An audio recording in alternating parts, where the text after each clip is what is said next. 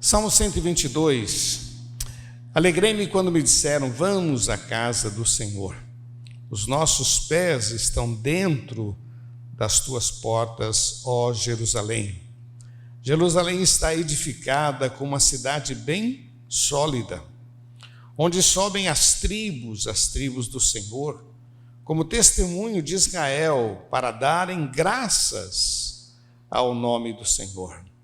Pois ali estão os tronos do juízo e os tronos da casa de Davi.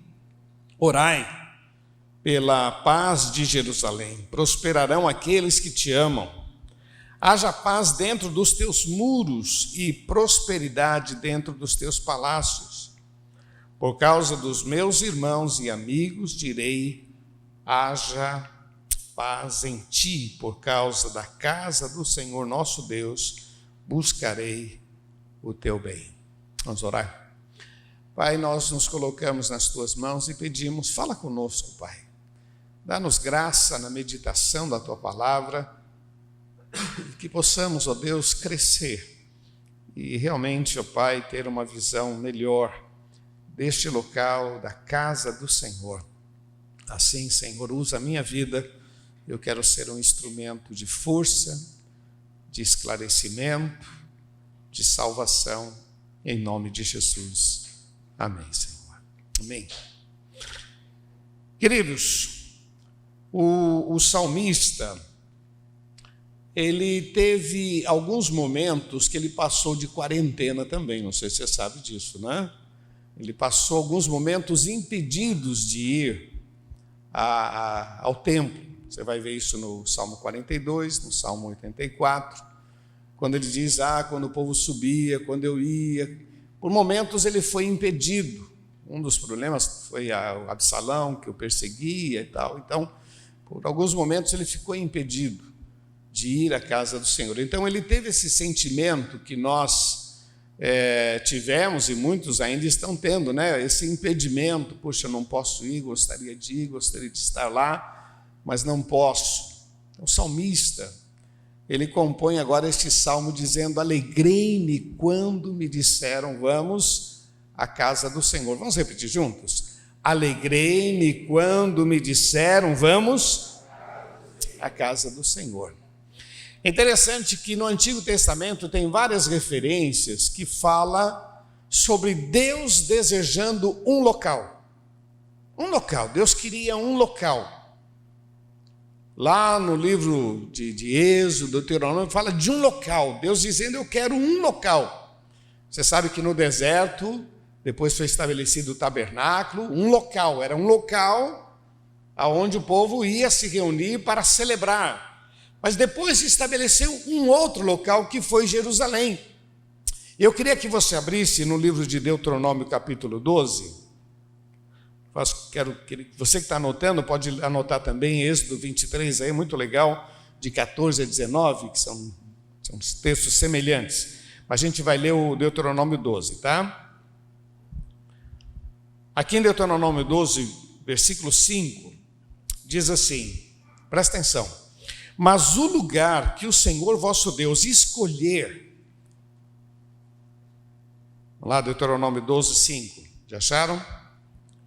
Mas o lugar que o Senhor Deus escolher de todas as vossas tribos para ali pôr o seu nome, buscarei para a sua habitação, e ali vireis, e ali trareis os vossos holocaustos, os vossos sacrifícios, ali trareis os vossos dízimos, as ofertas alçadas da vossa mão, e os vossos votos, e as vossas ofertas voluntárias, e os primogênitos das vossas vacas, das vossas ovelhas, e ali comereis perante o Senhor vosso Deus, e vos alegrareis em tudo que poreis as vossas mãos, vós, as vossas casas, no que te abençoar o Senhor teu Deus.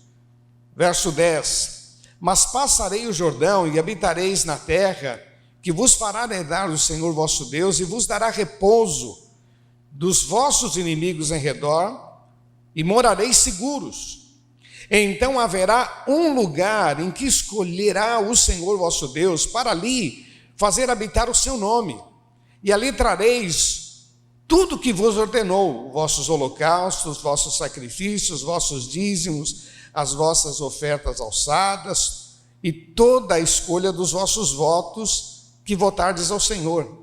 E vos alegrareis perante o Senhor vosso Deus, vós, os vossos filhos, as vossas filhas, os vossos servos, as vossas servas, o levita que está dentro das vossas portas, pois convosco não tem parte nem herança. Guarda-te de que não ofereças o teu holocausto em todo lugar que vereis, mas no lugar que o Senhor escolher, numa das tribos, ali oferecereis o teu holocausto, e ali fará tudo o que o Senhor te ordenar.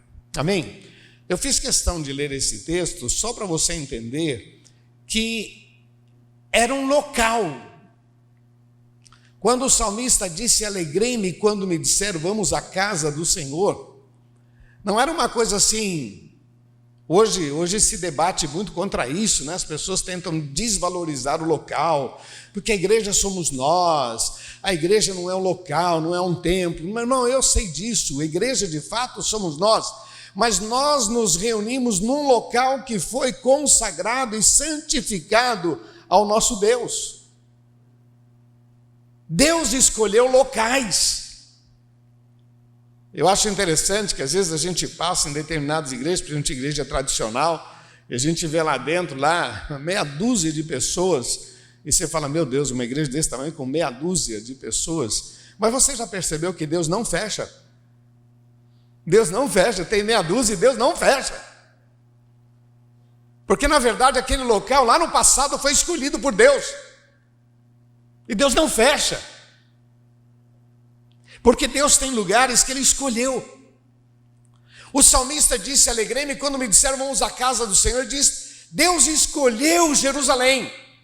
Deus escolheu aquele local para que a gente se reúna.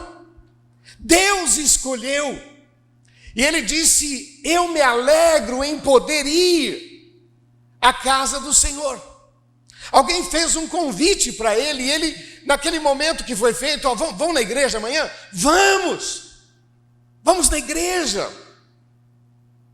Um dos grandes medos que eu tenho é que essa fase traga sobre alguns um certo comodismo, um distanciamento, quando na verdade nós precisamos estar juntos para celebrar, e Deus escolheu.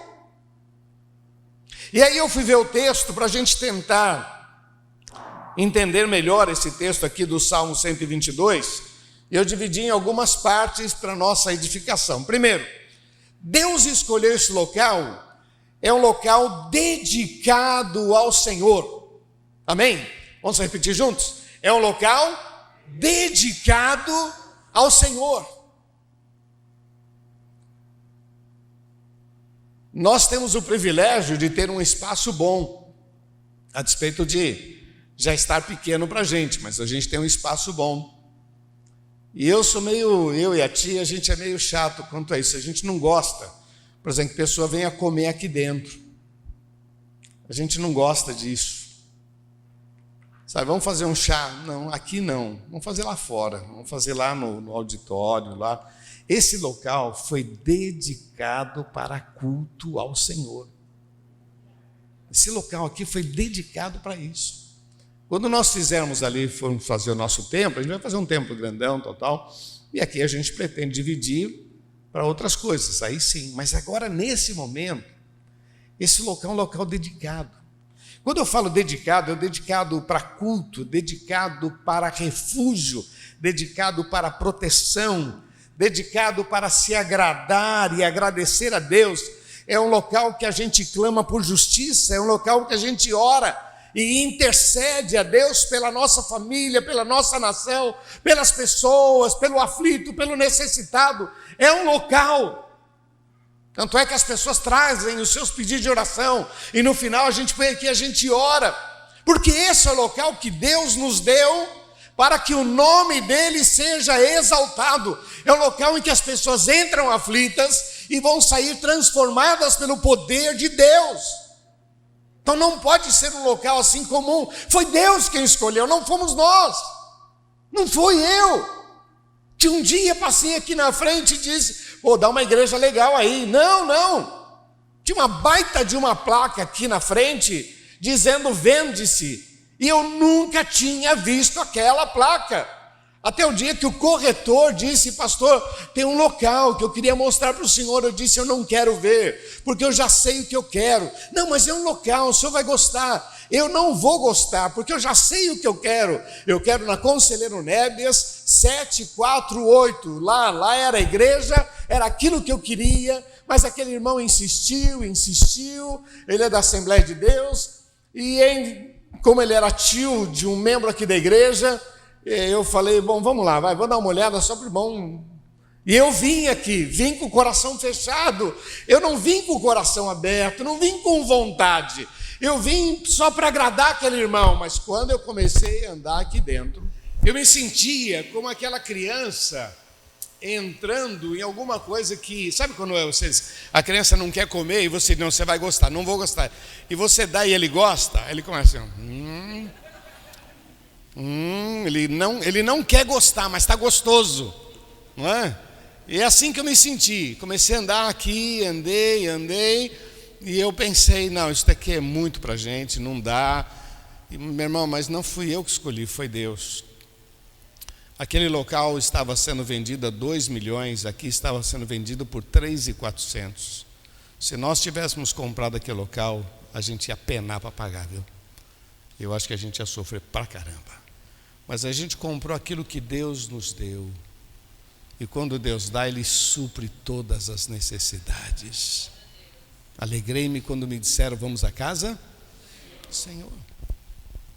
Esse local, ele foi dedicado, ele foi consagrado para culto a Deus. Era isso que o salmista estava dizendo. Eu estou indo para Jerusalém. Jerusalém não é simplesmente um local, mas é um local de que Deus escolheu. E nós vamos ali prestar culto a Deus. Então quando me disseram, vamos para a igreja, vamos para Jerusalém, vamos lá, eu tenho prazer. Querido, não perca o teu prazer, não perca nunca a tua vontade de estar na presença de Deus. Fala para quem está do seu lado, mesmo à distância, Deus tem bênçãos para você. E o que eu vou falar para você talvez seja estranho, mas a tua bênção está muito ligada ao local onde você é instruído, aonde você é conduzido. Esse é um local de refúgio, de proteção, de bênção sobre a sua vida, em nome de Jesus. Eu estava lembrando aqui, quando eu meditava nesse texto, e eu coloquei uma frase aqui, que o amor encurta a distância. O amor alivia o fardo. O amor supera as dificuldades. Quando eu namorava a Eliana, comecei a namorar com ela, a gente morava em Guarulhos. E eu morava, quem conhece Guarulhos, eu morava no bairro Paravente. E ela morava na Vila Augusta. Mais ou menos 5 quilômetros de distância. Só que lá não é plano, lá é montanha. Então tem uma avenida lá que antigamente chamava Máximo Gonçalves. Meu irmão, só de olhar você já desanima, você fala, não, tá louco. É uma descida, depois é um vale, é uma subida. E eu ia todo dia ver a Eliana a pé. 5 quilômetros. Não tinha dinheiro para ir e voltar, então ia a pé e voltava de ônibus. Mas ia. Porque o amor, ele encurta a distância. Quando você está apaixonado, a dificuldade não é dificuldade. Eu, quando faço casamento, eu sempre gosto de dizer que as pessoas, depois com o tempo, começam a ter dificuldade no relacionamento. E eu acho, assim, estranho isso, porque tudo aquilo que ele começa a dizer, porque ela era assim, agora está diferente. Não, ela sempre foi. É que você estava tão apaixonado que você nunca viu. Ela sempre fez esse biquinho estranho. Só que antigamente você olhava o biquinho e dizia, que biquinho bonitinho. Não é? Agora fala, pô, essa cara feia aí tá louco, hein? Todo dia. Mas a cara é a mesma, o bico é o mesmo. É que você estava tão apaixonado, que quando você está apaixonado, nada disso é problema. Alegrei-me quando me disseram. Depois de um tempo de namoro, nós conhecemos a igreja do tio Cássio. A gente morava em Guarulhos, a igreja do tio Cássio era lá em Congonhas, né? Para quem conhece São Paulo, Congonhas. Nós tínhamos que pegar 2 ônibus e um metrô para chegar na igreja. E a gente não tinha dinheiro, então eu pegava o ônibus lá na minha casa, e não tinha celular, não tinha nada. Então, distante, eu já colocava a mão para fora para saber que eu estava dentro daquele ônibus. E ela pegava o ônibus que eu estava, ela, a mãe, a irmã, pegava aquele ônibus. Porque a gente dava essa dica para a gente ir para a igreja. A gente ia domingo de manhã, domingo à noite. A gente ia na segunda-feira, a gente ia na terça, a gente ia na quinta, a gente ia no sábado. E a gente não tinha dinheiro. Da onde surgiu o dinheiro? Não sei. Só sei que quando você é apaixonado pelas coisas de Deus, Deus supre todas as tuas necessidades. Quantas vezes, meu irmão, quantas vezes eu dava de oferta o dinheiro de volta.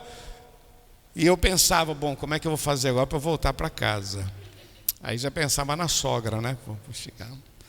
Vou falar para ela que eu dei a oferta. E ela vai perguntar, por que você deu oferta? Você tinha que... Quantas vezes, meu irmão? Terminou o culto, eu punha a mão no bolso, o dinheiro estava lá para voltar para casa. Quantas vezes? Quantas vezes? Você pode falar isso para quem está ao seu lado? Deus não fica devendo nada para ninguém. Você pode falar para ele? Deus não fica devendo. Estava com saudade disso, sabe? Glória a Deus. O salmista diz que quando me convidam, eu já me animo. Mas o segundo aspecto que eu queria deixar para você, meu irmão, é que a casa do Senhor ajunta os povos. Vamos repetir? A casa do Senhor ajunta? Outra vez, a casa do Senhor ajunta os povos. Interessante que Jerusalém, ali onde está o templo, onde era o templo, é praticamente a divisa entre a tribo de Benjamim e a tribo de Judá. Saul era da tribo de Benjamim, Davi da tribo de Judá. E Deus escolhe um local que une os povos. É interessante, meu irmão, que a gente quando chega aqui na igreja, agora aqui não depende do dinheiro que a gente tem, não depende da posição, quem somos, não. Quantas vezes você está sentado do lado de uma pessoa importante e nem sabe disso? Porque o mais importante aqui é Jesus. E aí Ele nos une e faz a gente se sentir família. Une os povos, quebra as barreiras, nos faz um, une o propósito. Nosso propósito aqui é adorar e servir a Deus. Isso eu acho fantástico, meu irmão. A gente tem o trabalho da Operação Vida aí, que é maravilhoso, com esses moradores de rua. Eu não tenho problema nenhum com o morador de rua, tá ok? Talvez você diga, por que não entra bêbado aqui? Porque a gente tem a Operação Vida. Então o bêbado vai entrar lá, aqui não. Amém ou não? Lembra do texto que o rei promoveu uma festa, Jesus que contou isso. O rei promoveu uma festa e disse que os convidados não eram dignos para trazer todo mundo. Pega pelas encruzilhadas, traz todo mundo. Só que no meio da festa tinha um camarada que não tinha vestes nupciais. Ele disse, não, na minha festa tem que ter roupa, veste nupcial. Põe esse cara para fora. Então eu não tenho nenhum problema. Mas nós temos a Operação Vida, lá é legal. O cara pode chegar fedido, cheirando urina, o cara chega lá mal, mas depois Jesus muda a história dele e ele vem para cá. E aqui nós vamos juntos celebrar ao Senhor. E aí não tem divisão.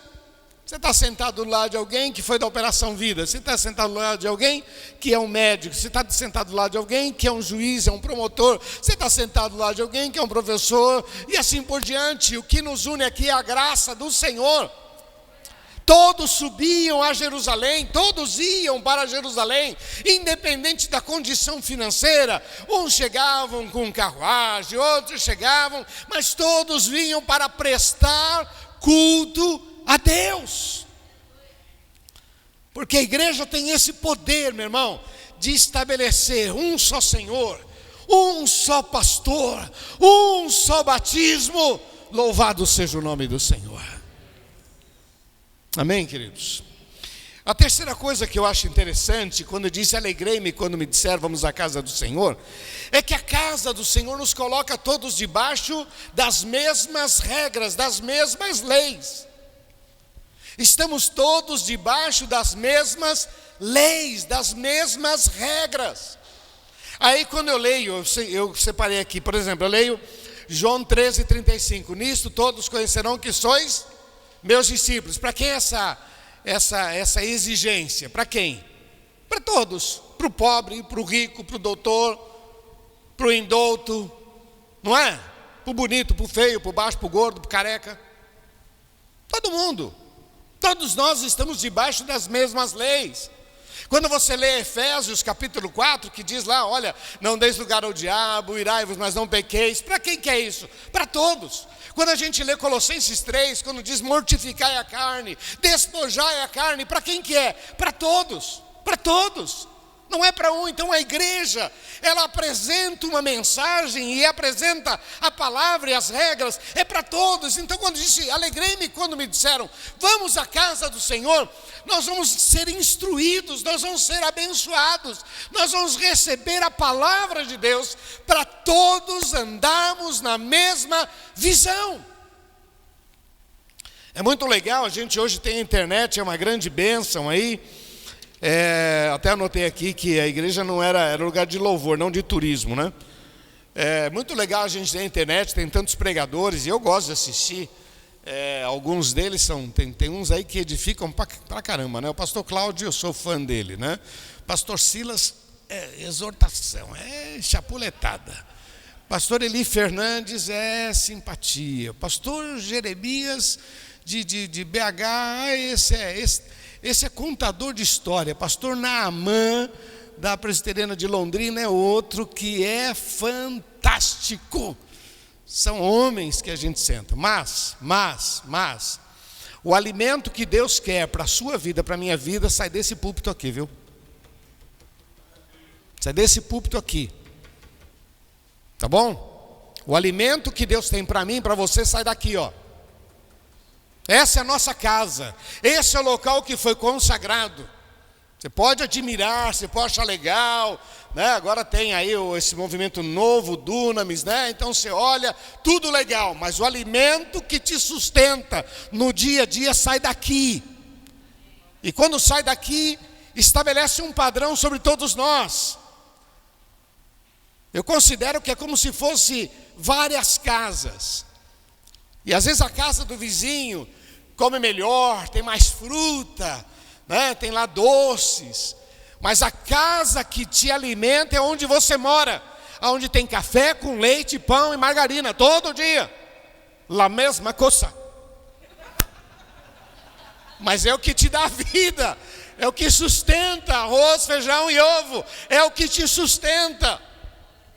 Tem gente que gosta de comer, fica admirando a casa do vizinho. Legal, mas louve a Deus por aquilo que Deus tem te dado dentro da tua casa.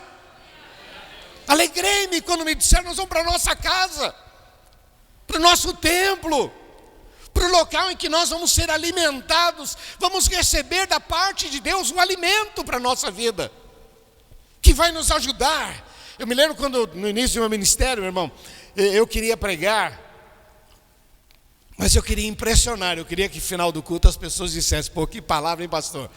Que palavra. Então, eu praticamente, cada culto era uma defesa de tese. Então tinha que pegar o grego, o hebraico, e pegava o pensador X, Y, tal, e eu pregava. E quando terminava o culto, sempre tinha alguém que vinha, que palavra, hein? Que palavra. Aquilo lá trazia uma satisfação no meu ego. Ficava tão feliz de ouvir isso. E às vezes a expressão facial era o seguinte, pastor, não entendi nada, mas que palavra, viu? Olha, não entendi nada, mas olha, hoje o senhor arrasou. Não sei o que você fez, mas era a impressão que eu tinha facial. E quantas vezes eu perguntei para Deus, Deus, com essa mensagem, como é que o cara vai pagar o boleto na segunda-feira? Com essa mensagem, como é que ele vai educar o filho dele? Com essa mensagem, como é que ele vai solucionar os problemas da vida dele? E aí eu comecei a orar a Deus, e Deus começou a me dar aí a palavra dele. E eu prego a palavra dele, para abençoar as nossas vidas, a minha vida, a sua vida, para nos levar de fato ao céu. Que Deus abençoe você. Ir à igreja, alegrei-me quando me disseram. Ir à igreja é uma demonstração de lealdade. Ir à igreja é uma demonstração de lealdade. Vamos falar juntos? Ir à igreja é uma demonstração de lealdade. Eu fui dar uma pesquisada nisso e vendo o seguinte: olha como Jesus ia até Jerusalém. E quando Jesus ia para Jerusalém, ele ia para o templo. E o pessoal sabia que ele estava no templo. E sabia que ele ia fazer algum milagre, que ele ia fazer alguma coisa.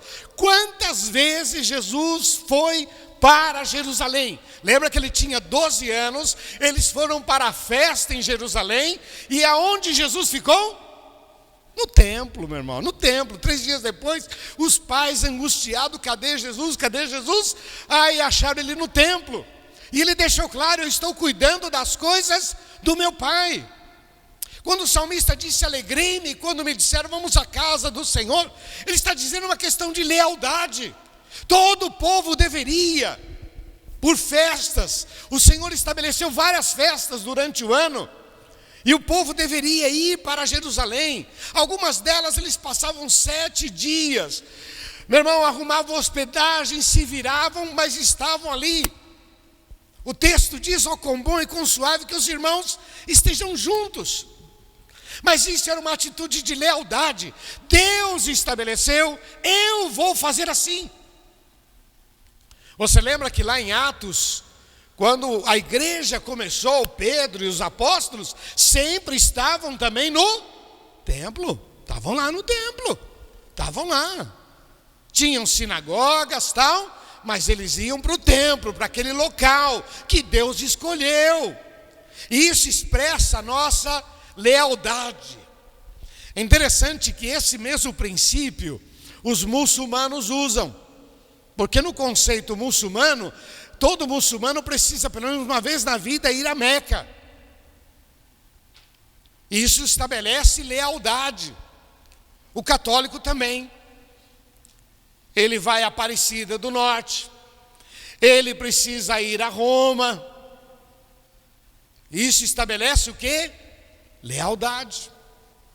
Quando o salmista disse, alegrei-me quando me disseram, vamos à casa do Senhor, isso estabelece a nossa lealdade, o nosso compromisso, o nosso amor. Não, eu sirvo Deus da minha maneira. Não, não é da tua maneira, é da maneira de Deus.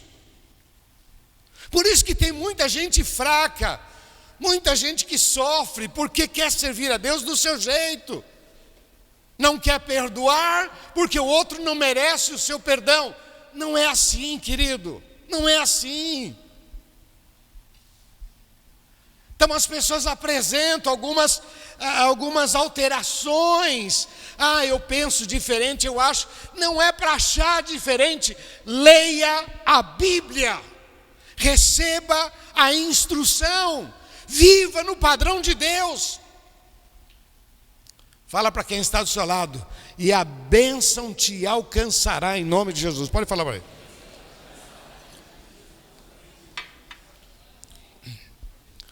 E a última questão que eu queria deixar para vocês. Alegrei-me quando me disseram vamos à casa do Senhor, porque aquele local era um local de oração. Eu acabei nesses itens todos não citando os versículos, mas tudo isso que eu falei está dentro do Salmo, versículo por versículo. Versículo 6 aqui diz assim: orai pela paz de Jerusalém, prosperarão aqueles que te amam. Essa era uma oração. Olha o versículo 7: haja paz dentro dos teus muros e prosperidade nos teus palácios. Volta aqui no versículo 5: pois ali estão os tronos do juízo e os tronos de Davi. Orai pela paz, um local de oração. Mas não é uma oração qualquer, não é uma oração, vamos lá fazer oração. É mais do que uma oração. É quando eles se reuniam para pedir justiça. Senhor, que venham os teus juízos. Jerusalém, ali estão os tronos do juízo, o trono de Davi. Mas isso representava, vamos buscar da parte de Deus, que haja paz em Jerusalém, que haja paz na nossa cidade, que haja paz no nosso país. Queridos, nós recebemos uma influência muito errada, que é a divisão entre Estado e igreja. E a gente acabou recebendo essa influência, que não se mistura Estado com igreja. Essa informação não é bíblica, porque primeiro vinham as coisas de Deus, e o Estado vinha em segundo. Era o Estado, era a igreja que ungia os homens. Davi, Saul e todos os outros. Então a participação da igreja é muito forte. Lógico, nós temos aí a Idade Média, temos a corrupção, mas eu quero dizer que a Bíblia diz isso. Então quem tem que orar pelo Estado somos nós, quem tem que pedir justiça somos nós, quem tem que pedir a paz do Senhor sobre nós somos nós. Quem diz que venha o teu reino e seja feita a tua vontade somos nós. Às vezes nós esquecemos disso. Então, ir à igreja não é só ir à igreja, mas era ir à igreja para orar, para clamar, para pedir misericórdia. Senhor, tem misericórdia dos dirigentes desta nação, tem misericórdia dos que têm poder, tem misericórdia dos que têm poder e não têm coração. Como diz a música lá do João Alexandre: muito poder sem nenhum coração. Tem misericórdia desta nação, tem misericórdia das nossas vidas, tem misericórdia do povo, tem misericórdia do aflito, do necessitado, tem misericórdia. Era um local em que eles se reuniam para prestar culto a Deus, mas também para orar, para interceder, para clamar: Senhor, tem misericórdia. Por isso, meu irmão, quando disserem para você: vão na igreja, vamos, alegrei-me quando me disseram, porque é um local específico de adoração, é um local onde se quebra as barreiras sociais, onde promove unidade, é um local onde as leis de Deus são estabelecidas, as regras, e todos andamos debaixo da mesma regra. É o local onde nós expressamos a nossa lealdade a Deus, aonde eu me reúno para prestar culto a Deus, para dizer: Senhor, eu sou leal à tua palavra, ao teu reino, à tua visão, eu quero realmente que a tua vontade prevaleça sobre a minha vida. É um local de oração que a gente diz: que venha o teu reino, Senhor, que venha o teu reino, seja feita a tua vontade. Querido, receba essa palavra, por favor. Você que está em casa também, deixa eu olhar aqui, você que está em casa, receba essa palavra, por favor, receba. E quando você tiver condições, que você tome uma atitude. Alegrei-me quando me disseram: vamos à casa do Senhor, vamos à casa, vamos celebrar, vamos celebrar, vamos celebrar. Só o Senhor é Deus. Vamos ficar de pé, queridos, por favor.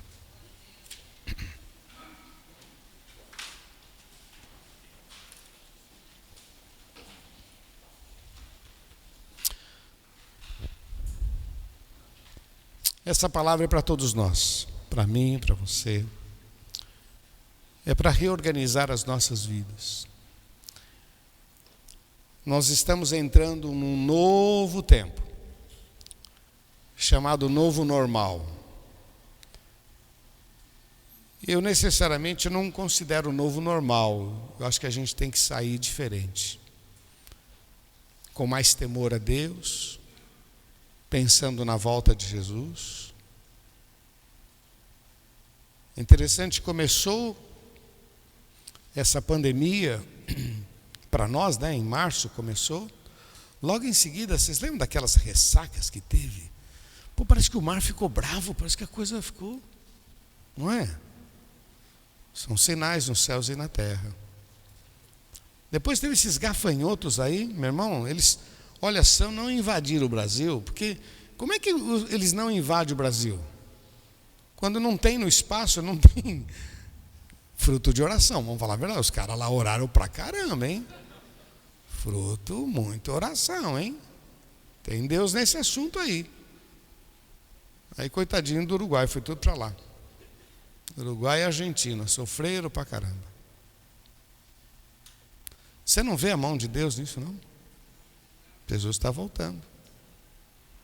Lembra aquela reunião que o Papa ia fazer no dia 14 de maio? Eram 10 nações, o Vaticano mais 9, para estabelecer quem seria o grande líder que iria dirigir o planeta. Então, até o Papa ficou em isolamento, meu irmão. Não deu certo esse negócio, não. Isso não quer dizer que eles desistiram. Agora, mais do que nunca, a China está avançando, meu irmão. Não sei se você sabe, a China tem feito ilhas em vários pontos do planeta, já montando a sua força bélica. Então a China não para.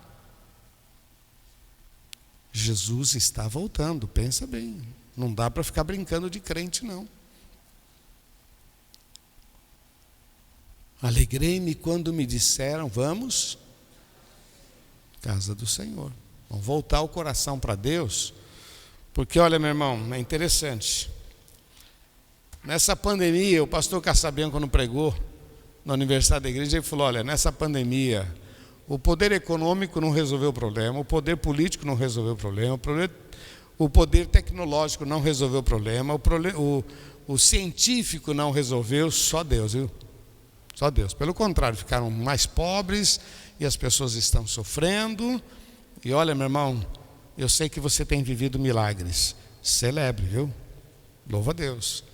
Passamos essa pandemia, até que passamos bem. Não brinca não. Você está passando bem porque a graça de Deus está sobre a tua vida. Porque a coisa é feia, tem muita gente desempregada aí, viu, queridão? Tem muita gente passando dificuldade. Mas você é um milagre. Você é um milagre, a tua vida é um milagre. Olha, passou, nem perdi meu emprego. Não perdeu? Louva a Deus. Louva a Deus. Não brinca não. Reconhece-o em todos os teus caminhos. Ele endireitará. Significa o seguinte, ele ainda tem coisas maiores para a gente. Porque esse é o tempo da igreja, se manifestar, declarar a vitória do Senhor. Querido, alegrei-me quando me disseram, vamos? Casa do Senhor, tá bom? Para os que estão em casa, ainda tem vagas para o culto da noite. Para vocês que estão aqui também tem. Entra no aplicativo. Mas não deixe de cultuar a Deus. Queria fazer uma oração, queria que vocês repetissem comigo. Digo assim, Senhor Jesus, eu recebo a tua palavra.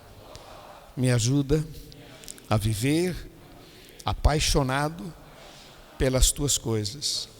Eu preciso de ti para te servir, em nome de Jesus. Pai, eu quero colocar diante de ti estas vidas. Tu conheces cada coração, tu sabes, ó Deus, das lutas, dificuldades, mas o Senhor é maior sobre nós. Muito obrigado, Senhor. Glorifica o teu nome. Senhor, que esta palavra possa produzir força, ânimo sobre todos os que estão em casa também, que sejam muito abençoados e assim possam ter esta gana, esta vontade de estar aqui para prestar culto ao teu nome. Nós te amamos, ó Pai, muito obrigado, em nome de Jesus. Amém, Senhor. Amém. Deixa eu falar aqui nessa câmera, aqui com o Samuel. Isso, obrigado. Você que está em casa nos assistindo, Eu sei que tem muitas pessoas que não são cristãs, ou pelo menos não entregaram o coração para Jesus ainda. E essa é uma grande oportunidade que você tem de reconhecer que você precisa de Deus. E eu quero que você receba Jesus como teu Senhor e Salvador. Não sei quais são as tuas dificuldades, mas a palavra de Deus diz: vinde a mim todos vós que estáis cansados e oprimidos, e eu vos aliviarei. É promessa de Deus em trazer cura e libertação para a nossa alma. Então eu quero convidar você a fazer isto hoje, tá bom? A repetir uma oração comigo. Quero que você ore comigo, depois eu quero orar com você. E você que quer dizer: Deus, muda a minha história, dá paz ao meu coração, eu preciso de um milagre. Eu quero que você repita uma oração comigo, em nome de Jesus. Feche teus olhos. Diga assim: Senhor Jesus, eu entrego nas tuas mãos a minha vida. Eu preciso de ti. Perdoa os meus pecados. Escreve o meu nome no livro da vida. Eu preciso de ti. Em nome de Jesus. Eu vou orar por você. Pai, que a tua bênção esteja sobre estas vidas, Senhor. Tu conheces cada coração. E que maravilha, Senhor, poder garantir a essas vidas que o Senhor muda a nossa história. Abençoa, Senhor, abençoa. Em nome de Jesus, como igreja, nós abençoamos estas vidas e declaramos que só o Senhor é Deus, em nome de Jesus. Amém, Senhor, amém.